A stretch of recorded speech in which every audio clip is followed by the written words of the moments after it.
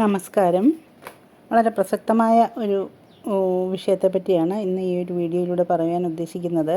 ഭാരതീയ ശാസ്ത്രങ്ങളിൽ ഇഷ്ടസന്താന ലബ്ധിക്കും അതുപോലെ തന്നെ സന്തതികളില്ലാതെ വിഷമിക്കുന്ന ദമ്പതികൾക്ക് ദോഷങ്ങൾ അകറ്റി സന്താനം ലഭിക്കുവാനുമായിട്ട് ധാരാളം മാർഗങ്ങൾ ആചാര്യന്മാർ പറഞ്ഞു വെച്ചിട്ടുണ്ട്.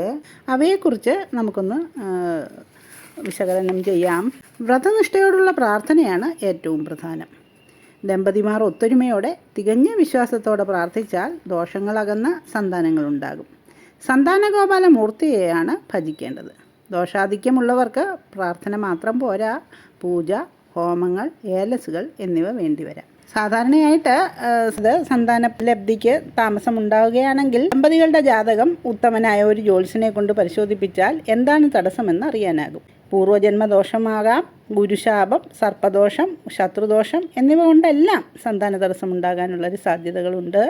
ചിലർക്ക് താമസിക്കുന്ന സ്ഥലം തന്നെ വിപരീത ഊർജം നൽകി ദോഷം ചെയ്യാറുണ്ട്. ചില ഘട്ടങ്ങളിൽ കവടി വെച്ചും പ്രശ്നമൊക്കെ നോക്കി വേണം ഇതിൻ്റെ ആ ഒരു തടസ്സം എന്തെന്ന് മനസ്സിലാക്കുവാൻ. ഇങ്ങനെ കണ്ടെത്തുന്ന ദോഷങ്ങൾക്കനുസരിച്ചാണ് പരിഹാരം നിശ്ചയിക്കേണ്ടത്. ദോഷശക്തി കുറവാണെങ്കിൽ ലഘുവായ പ്രാർത്ഥനകളിലൂടെയൊക്കെ നേരെയാക്കാനാകും. അതായത് സന്താനഗോപാല മന്ത്രം ഒക്കെ ജപിക്കുക വഴി സന്താന ദുഃഖം നേരിടുന്ന ദമ്പതികൾക്ക് സന്താനപ്രാപ്തി ഉണ്ടാകുന്നതാണ്. അത് വളരെ വ്രതനിഷ്ഠയോടെയൊക്കെ മന്ത്രം ജപിക്കണം. അതായത് മത്സ്യം, മാംസം എന്നിവയൊക്കെ ഉപേക്ഷിച്ച് ഉദയത്തിന് മുമ്പ് തന്നെ കുളിച്ച് കിഴക്ക് നോക്കിയിരുന്ന് ജപിക്കണം. നെയ്വിളക്ക് കൊളുത്തി വെച്ച് വേണം ജപിക്കേണ്ടത്. രണ്ടുപേരും വെളുത്ത വസ്ത്രം ധരിച്ച് ആ ഒരു ആഗ്രഹത്തോടു കൂടി ജപിക്കുകയാണെങ്കിൽ കൃഷ്ണ ഭഗവാൻ അവരുടെ ആഗ്രഹം സാധിച്ചു കൊടുക്കും. അതായത് ദേവകീസുത ഗോവിന്ദ വാസുദേവ ജഗത്പതേ ദേഹിമേ തനയം കൃഷ്ണ ത്വാമഹം ശരണം ഗത എന്ന മന്ത്രം 108 പ്രാവശ്യം ശ്രീകൃഷ്ണ ഭഗവാനെ ധ്യാനിച്ച് ജപിക്കണം. ബുധനാഴ്ച തുടങ്ങി 16 ദിവസം ജപിക്കുന്നതാണ് ഉത്തമം. 3 മാസം 16 ദിവസം വീതം ജപിക്കുക. ശ്രീകൃഷ്ണപ്രീതിയിൽ സന്താനഭാഗ്യമുണ്ടാകും. മന്ത്രം ഗുരുവിൽ നിന്ന് ഉപദേശമായിട്ട് സ്വീകരിക്കുകയാണ് വേണ്ടത്. സന്താന ലബ്ധിക്ക് ഓരോ ദേവതകൾക്കും പ്രത്യേകം മന്ത്രമുണ്ട്. ഇഷ്ടദേവതയുടെ സന്താന ലബ്ധിക്കുള്ള മന്ത്രം വേണമെങ്കിൽ ജപിക്കാം. അതാണ് ശ്രീകൃഷ്ണ മന്ത്രമാണ് പൊതുവെ ഗുണകരം ആയിട്ട് കാണപ്പെടുന്നത്. പിന്നെ അവരവരുടെ ജാതകത്തിലെ ദോഷ സാധ്യതകൾ മനസ്സിലാക്കി വേണം എന്താണ് സന്താന ലബ്ധിക്ക് തടസ്സമെന്ന് ഒരു ഉത്തമനായ ജ്യോത്സ്യനെ കൊണ്ട് നോക്കിച്ചിട്ട് വേണം സന്താന ഭാഗ്യം ആരെയാണ് ഭജിക്കേണ്ടത് എന്ന് മനസ്സിലാക്കുവാൻ. ജാതകത്തിലെ സന്താനഭാവം ചിന്തിക്കുന്ന 5-ാം ഭാവത്തെ ശരിക്കും വിലയിരുത്തി വേണം. അതായത് 5-ാം ഭാവത്തെയും 5-ാം ഭാവാധിപനെയും 5-ാം ഭാവത്തോട് യോഗം ചെയ്യുന്ന ഗ്രഹങ്ങളെയും അതുപോലെ തന്നെ 5-ാം ഭാവത്തെ ദൃഷ്ടി ചെയ്യുന്ന ഗ്രഹങ്ങളെയും ഇങ്ങനെ 5-ാം ഭാവത്തെ ശരിക്കും വിലയിരുത്തി വേണം നമ്മൾ സന്താന ദോഷത്തിനുള്ള കാര്യങ്ങൾ മനസ്സിലാക്കുവാൻ. എന്താണ് സന്താനപ്രാപ്തിക്കുള്ള തടസ്സമെന്ന് മനസ്സിലാക്കണം. പൂർവ്വജന്മ സംബന്ധമായ ദോഷങ്ങൾ കൊണ്ടാണെങ്കിൽ ഗായത്രി ഹോമവും ദ്വാദശാശ്വരി പൂജ എന്നിവയാണ് പരിഹാരം. ഇവ 7 പ്രാവശ്യം വീതം ചെയ്യണം.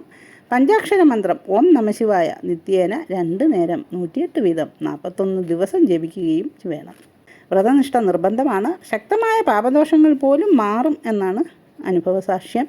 മന്ത്രം ഗുരുവിൽ നിന്ന് ഉപദേശമായിട്ട് വേണം സ്വീകരിക്കേണ്ടത്. നോജരാശിസ്ഥിതനായ കുജനാണ് സന്താനപ്രാപ്തിക്ക് തടസ്സമെന്ന് കാണുന്നതെങ്കിൽ ഷഷ്ടിവ്രതം സ്വീകരിച്ച് സുബ്രഹ്മണ്യ സ്വാമിയെ വേണം പ്രാർത്ഥിക്കേണ്ടത്.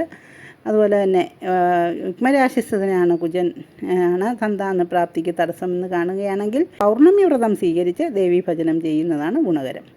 സർപ്പദോഷമാണ് സന്താന തടസ്സത്തിന് കാരണമായിട്ട് കാണുന്നതെങ്കിൽ വെളുത്ത പക്ഷത്തിലെ പഞ്ചമി ദിനങ്ങളിലാണ് വ്രതമെടുത്ത് നാഗാരാധന ചെയ്യേണ്ടത്. ഓം നമോ നാഗേശ്വരായ സുരബാലായ ശോകഹന്ത്രേ മഹാബലായ അഷ്ടനാഗരാജ പ്രമുഖ വിശ്വാത്മനെ നാഗേശ്വരായ നമ എന്ന മന്ത്രം രാവിലെ മാത്രം 64 പ്രാവശ്യം വീതം ജപിക്കുക. ലഘുവായ ദോഷശാന്തിക്ക് ഈ മന്ത്രജപം മാത്രം മതി.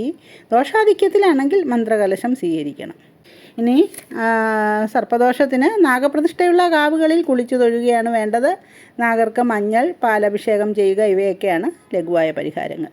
ദോഷം ശക്തമാണെങ്കിൽ ആയില്യപൂജ, സർപ്പബലി, അഷ്ടനാഗേശ്വര ബലി എന്നിവ യഥാശക്തി ചെയ്യുക. ദോഷാധിക്യമുണ്ടെങ്കിൽ കൂടുതൽ ചെയ്യേണ്ടി വരും.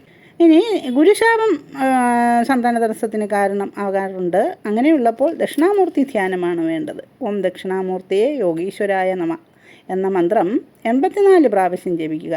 ക്രമേണ ഗുരുശാപം മാറും. ശക്തമായ ദോഷമാണെങ്കിൽ പഞ്ചാക്ഷര ഹോമം, യോഗീശ്വര ബലി എന്നിവയൊക്കെ നടത്താറുണ്ട്. മന്ത്രങ്ങൾ ഞാനിവിടെ എഴുതി പോസ്റ്റ് ചെയ്തിട്ടുണ്ട്. പിന്നെ ഇഷ്ടസന്താന ലബ്ധിക്ക് വേണ്ടിയും കർമ്മങ്ങളുണ്ട്. അതായത് പുരുഷ സൂക്തം ജപിച്ച് വെണ്ണ ഗർഭിണിയെ സേവിപ്പിച്ചാൽ ആൺകുട്ടി ഉണ്ടാകുമെന്നൊക്കെയാണ് വിശ്വാസം.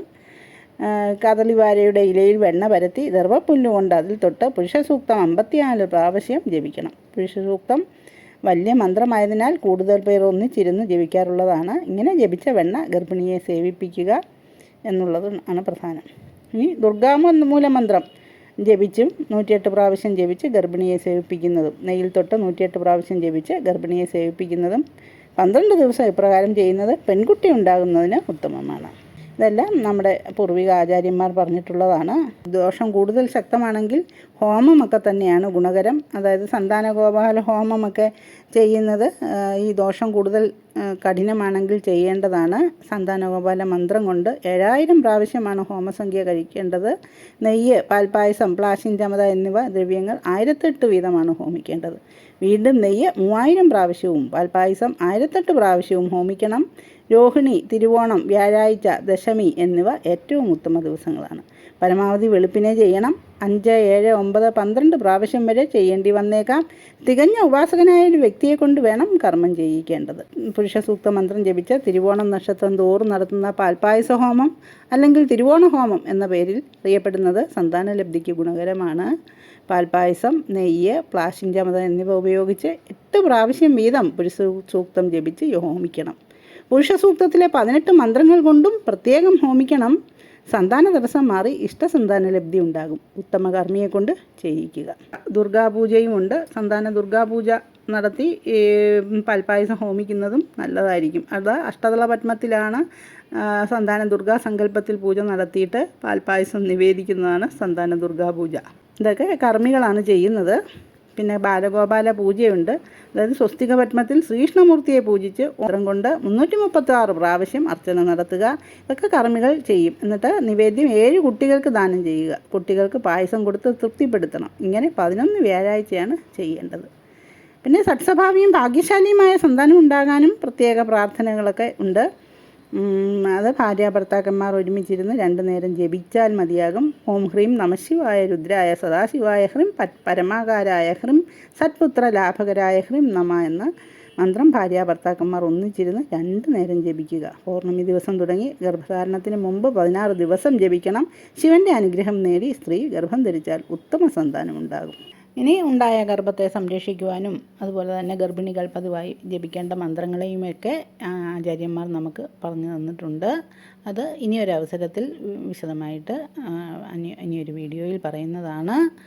വീഡിയോ എത്രത്തോളം നിങ്ങൾക്ക് ഉപകരിച്ചു എന്ന് കമൻറ്റിലൂടെ അറിയിക്കുമല്ലോ. അപ്പോൾ ഏവർക്കും വീഡിയോ ഇഷ്ടപ്പെട്ടു എന്ന് വിശ്വസിക്കുന്നു. ഇഷ്ടപ്പെടുകയാണെങ്കിൽ ലൈക്ക് ചെയ്യുകയും ഷെയർ ചെയ്യുകയും കമൻറ്റ് ചെയ്യുകയും സബ്സ്ക്രൈബ് ചെയ്തിട്ടില്ലാത്തവർ സബ്സ്ക്രൈബ് ചെയ്യുകയും ചെയ്യണേ. ജ്യോതിഷ സംബന്ധമായ നിങ്ങളുടെ സംശയങ്ങൾക്ക് എൻ്റെ വാട്സാപ്പിൽ ബന്ധപ്പെടാവുന്നതാണ്. നന്ദി, നമസ്കാരം.